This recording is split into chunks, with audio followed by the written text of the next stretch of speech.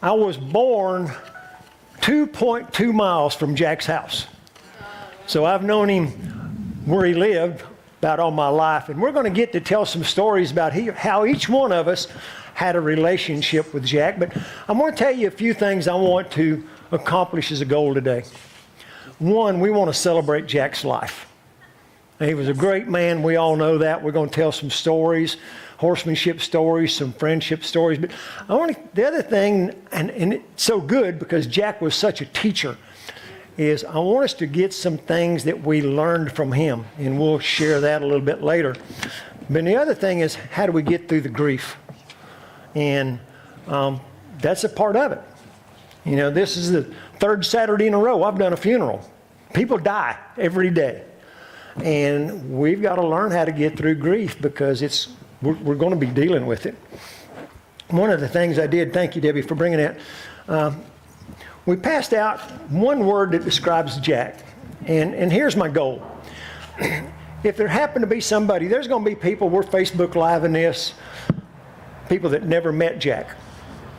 And I want them to feel like they knew him when this is over. That's my goal. That's my goal, is that, wow, he was a great man. Everybody loved him. He was a horseman. That's our goal. But one of the ways we discover what kind of person they are is how people describes them. Random people. He was humble. A storyteller. Knowledgeable. A horseman. Keep riding. Awesome. Christian. Legendary. Amazing. Passionate. Consistent. Incredible. A mentor. Generous. Knowledgeable. Love. Amazing. These are all words that different people use to describe him. A horseman. Spectacular. A legend. I don't know how many times I've had Jack come do a demonstration at our church for the last 18 years. He's done several of them. And I always said he's a legend in his own time. You know, he was a legend when he was still alive. And I don't know who wrote Yelling. You know, that was one of his students that wasn't listening, I can tell you.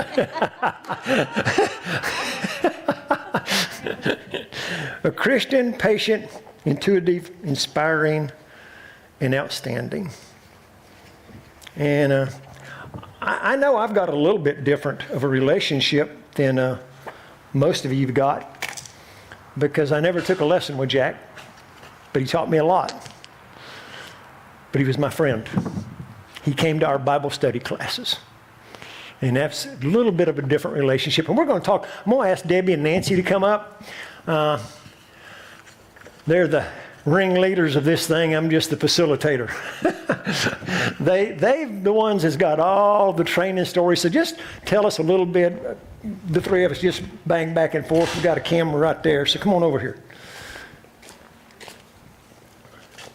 Go ahead, you start. Okay, I'm going to go first.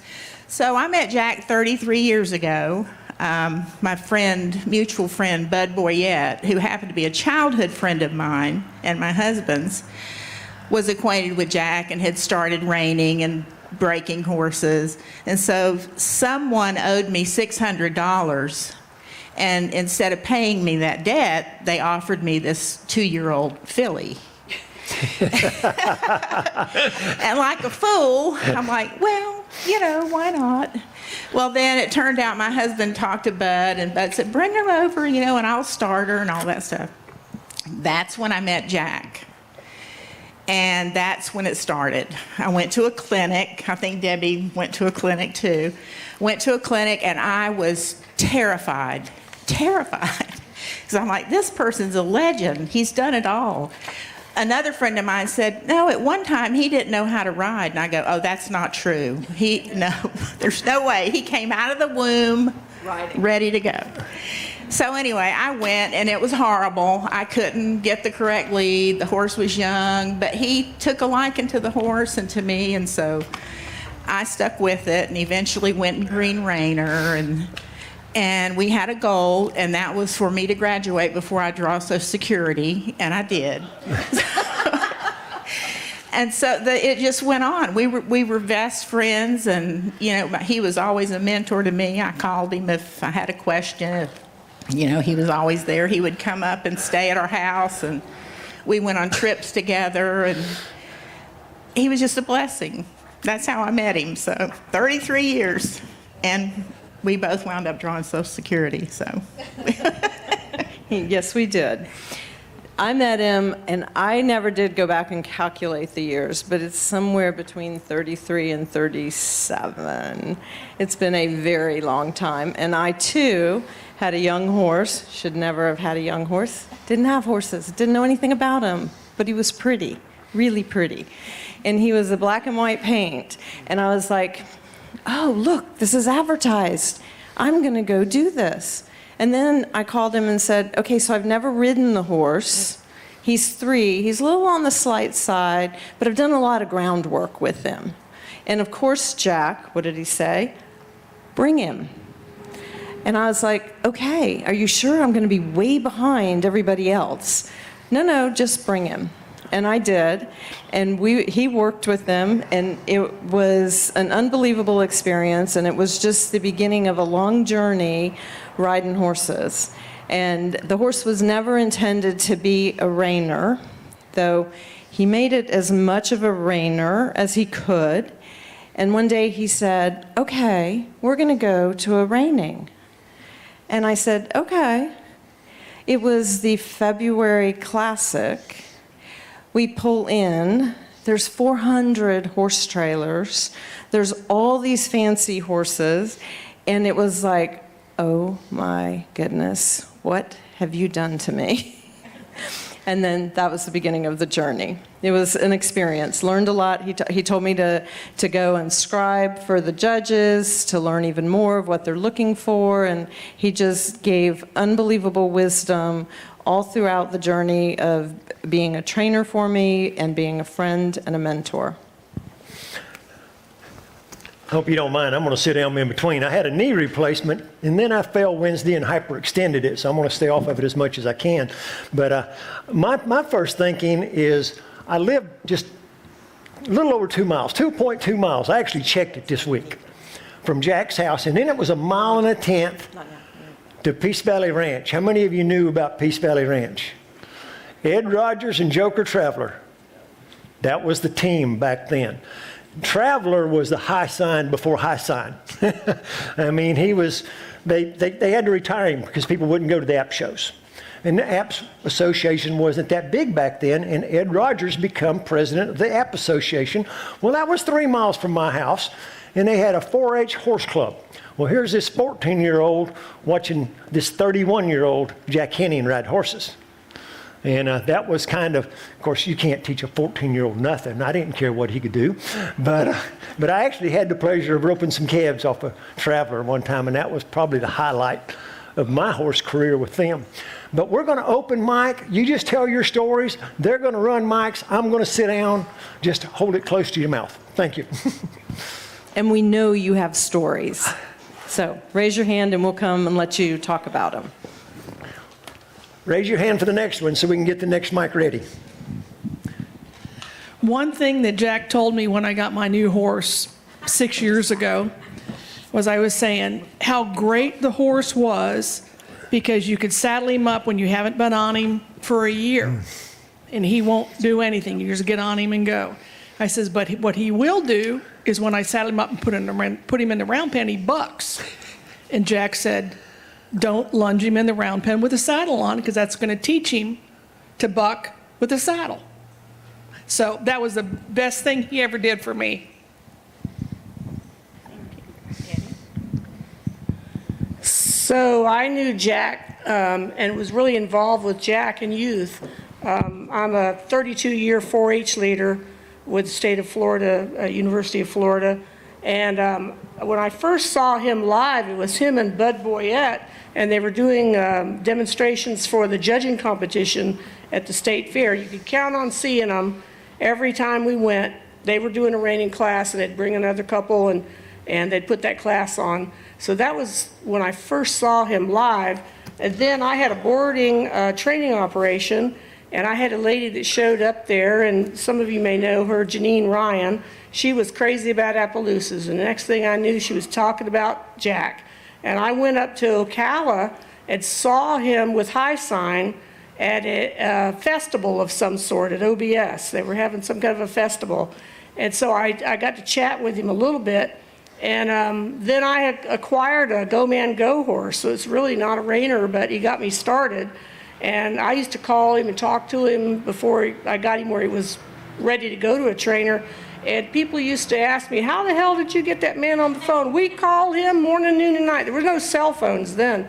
And I said, well, I called him in the morning at breakfast time, and I called him at lunch because Miss Shirley feeds him lunch, and I have no trouble getting a hold of him. But that is how I first got going with him. He came to my place and gave umpteen kids lessons, worked with their horses, worked with my horses. He was really something. And George, you got a child, Daniel, over at the show this weekend that just won, and he actually taught him how to rope. So there was no 4-H child in Florida that had a better friend. Amen. I guess I go back with Jack since, I can't remember if it was 1982 or 83, when we first started the Reining Horse Association. I think that's when it was, wasn't it? 82, 83? Yeah, this age. If it didn't happen last week, I can't remember. But anyway, yeah, back in the day, always watched Jack. I didn't have a horse, and always watched Jack at the shows that we had cause we had shows with the affiliate horse clubs. We couldn't afford to have it at a big show or a cover arena. You had to do it during the lunch break. During the lunch break, paint show, app show. It was an incredible start. But look how big we are now, or we became. Anyway, I didn't get my horse until 1976. I'm sorry, 86. And that was a reining horse that I bought from Dick Pieper, trained by Dick Pieper. He was an incredible horse, but I wasn't an incredible rider. I was just learning. And we went to a show in Marianna, Florida. And as luck goes by, I was the first one up. I couldn't even see the pattern run by anybody, so thank God I knew the pattern. Of course, I messed it all up. So on my way out, Jack was standing at the entry gate where I was coming out at, and he told me, don't worry, Eddie, you just got to practice a little more. Meanwhile, my chaps were broken, and they were falling down. I almost fall on my face. That was the first time that we really had talked. After that, I talked to him at every show. Every time we had a clinic, I would go. He did a clinic in our house for a gentleman named Paul Hartsfield that bought a horse from him, and the horse colic at the show and had to have colic surgery. And Jack did a free clinic at my house for him so he can have enough money to pay for everything. That's the way Jack was.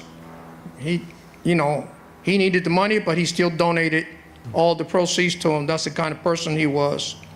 And throughout the years, I became better, and of course, I watch him every time. And I told him this at his birthday last year, that I didn't ask him a lot of questions, but I pay attention. And I was good about paying attention and picking stuff up. It's sad that he's gone, but anyway, the following year, I won that show. So I really paid attention and worked hard, and Jack came out and congratulated me and said, that's what you got to do, you just got to keep riding. So you're not going to win them all, but you just keep at it and eventually you will.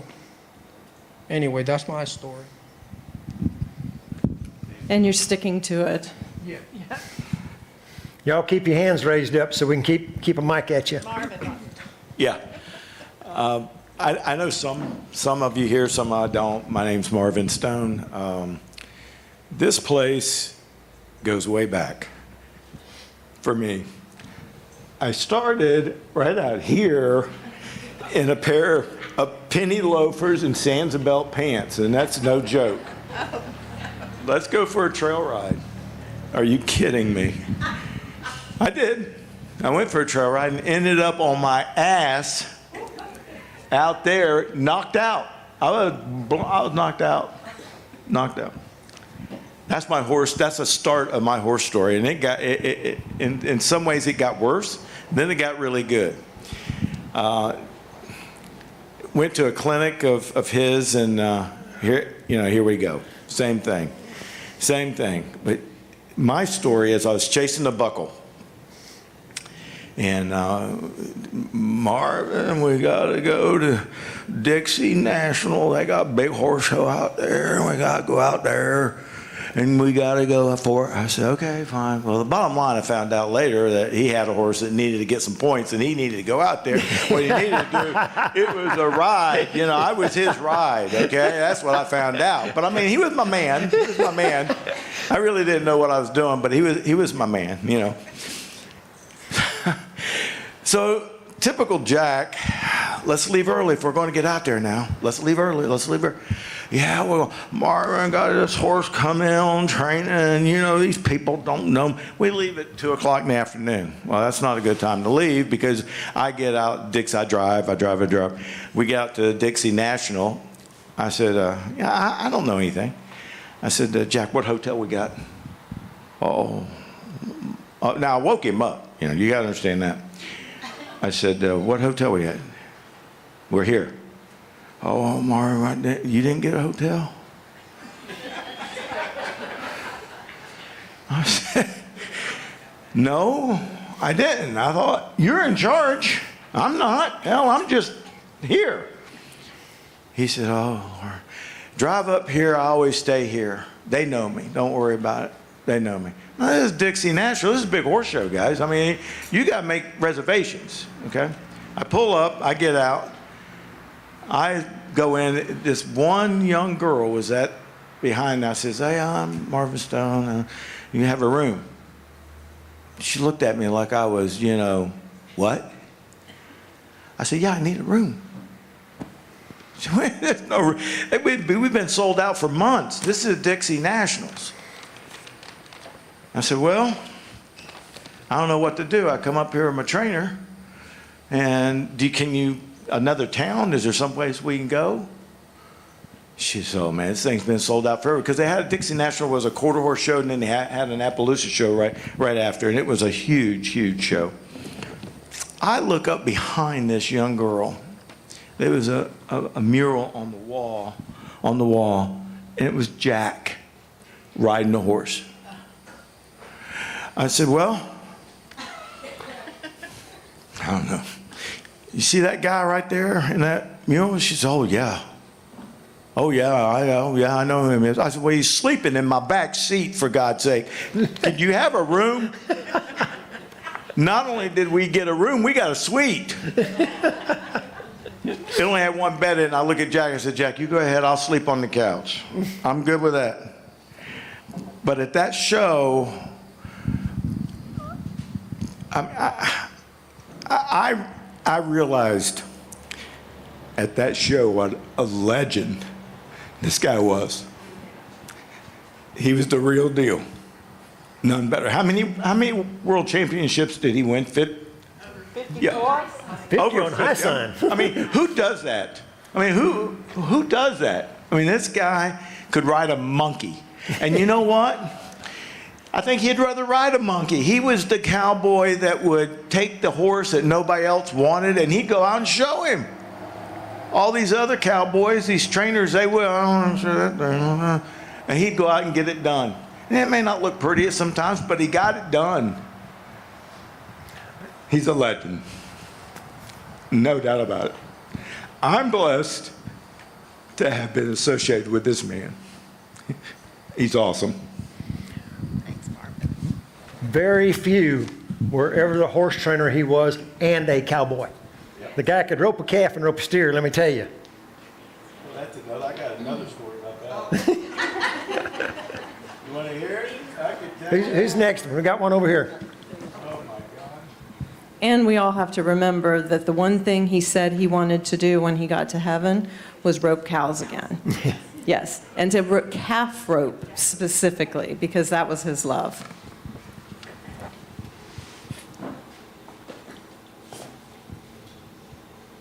Hi, my name's Anne Marie, and I'm just want to bless God for letting Jack salt and pepper my life when it comes to horses.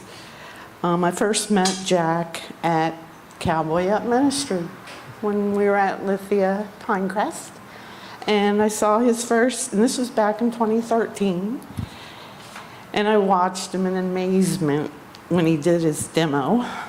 And when it was over, I went up to him and said, I want to have a lesson.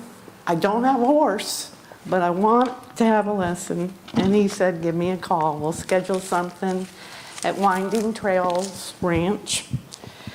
And so my first lesson was glorious, which I'll never forget. I rode his horse, Bay Boy. Anyone knew him? And I was just a rider where I just knew you kicked, held the reins and kicked. And by the end of that lesson, I had done my first spins, my first sliding stops, and my first flying lead change. And I was in heaven. I was happy. I'll never forget that day. Well, let's jump back to 1997 because I find this very interesting. My youngest sister, her first horse, I think she was 13 at the time, got into horses, and my dad and her trainer went somewhere, don't know where, out here somewhere, because we were in Largo, and they came back with her first horse, whose name was Time to Get High. Her sire was High Time, which was also the sire of High Sign. Not that I knew anything, but in retrospect, what an incredible small world. So now let's jump to 2023. I started at boarding at Winding Trails Ranch. There was Jack, and I was like, yahoo. So I resumed my lessons with him. But really, more importantly, I had countless conversations with him. And it was, I'll just cherish them all. Because he made me a better horse woman. So here we are today. I'm still at Winding Trails, but everyone that works there wanted to come today, but they are having what they call the Top Hand Challenge. It's a youth rodeo. If you know any youth, that's something they should check into and get involved with. So everyone's working and they can't be here today at this celebration. But there's a gentleman there. We sat down and he asked me to say a few words for him. His name is Caesar. He's been at Winding Trail since 2015. And he told me that Mr. Jack was starting to work with a young wild mare named Frosty. Caesar and Jack, they had to work together to even catch Frosty when she was young.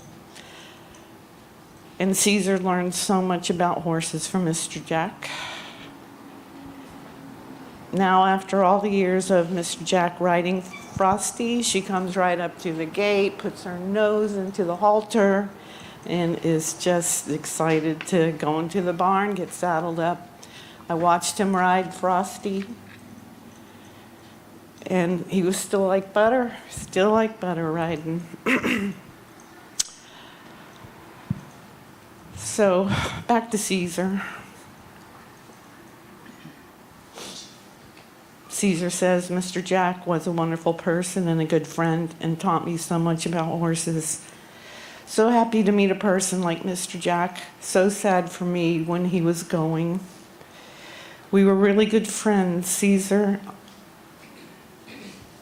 was the one that saddled up Frosty.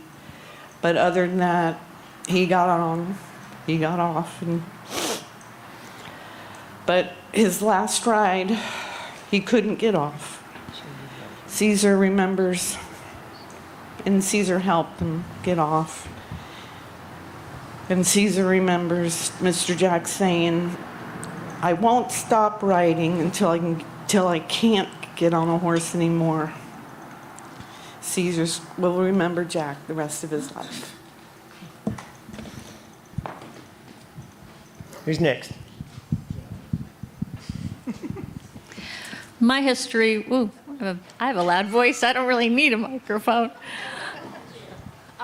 So my history with Jack doesn't go back. You need it quite for as- the Facebook. Oh, okay. Thanks. Doesn't go quite as back as everybody else's. Maybe about 8 years ago, I was looking for a horse and I spotted one on Facebook and kept calling. It wasn't in my price range, but they said, well, come on down and try the horse out. So I wrangled my friend Nancy and Jack to go with me to go look at this horse. And we were going down to the Roebucks to look at a horse. So we get down there, and I had told Bobby Joe that I was bringing my trainer.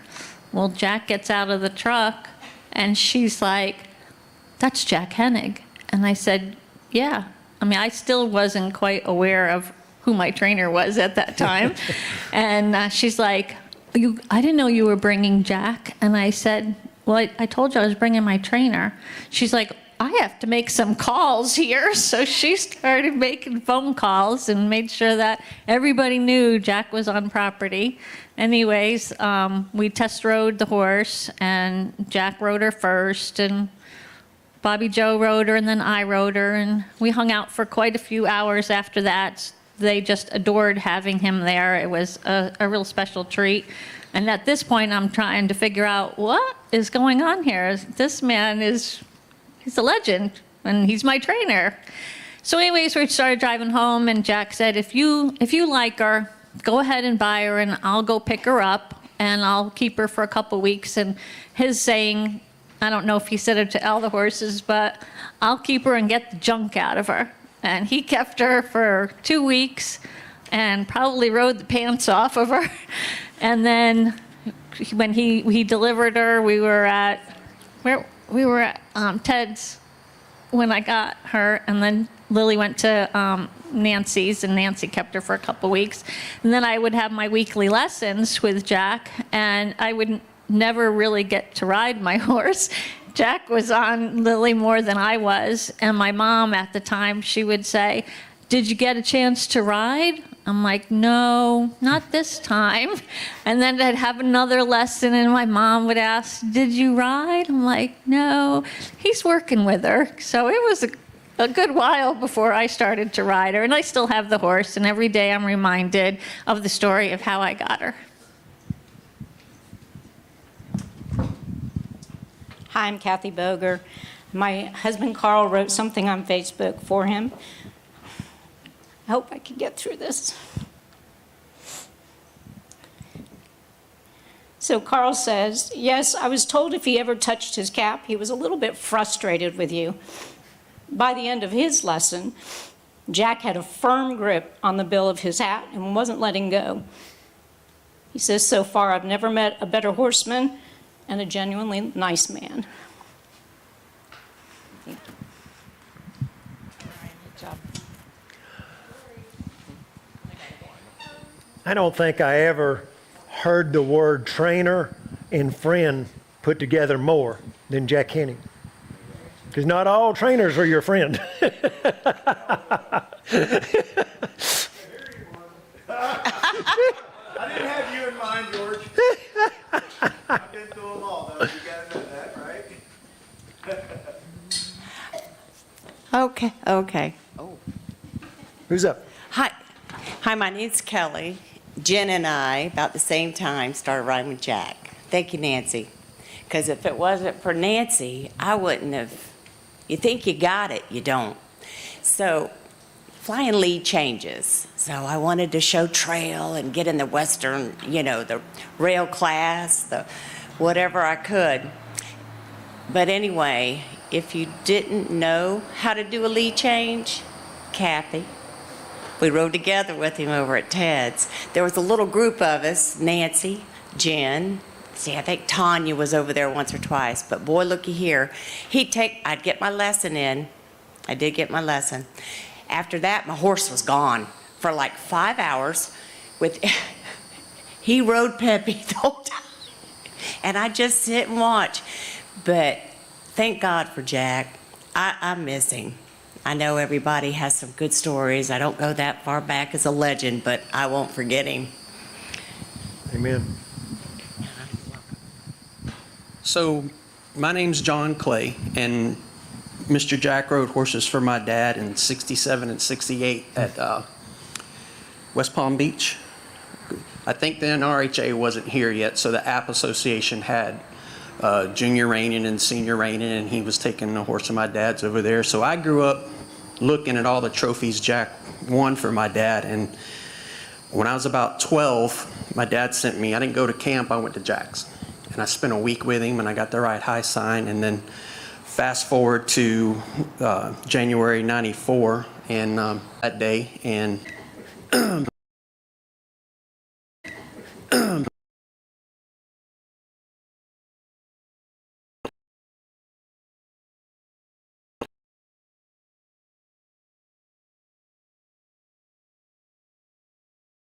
got driving story going to the Dixie National. To go there to qualify.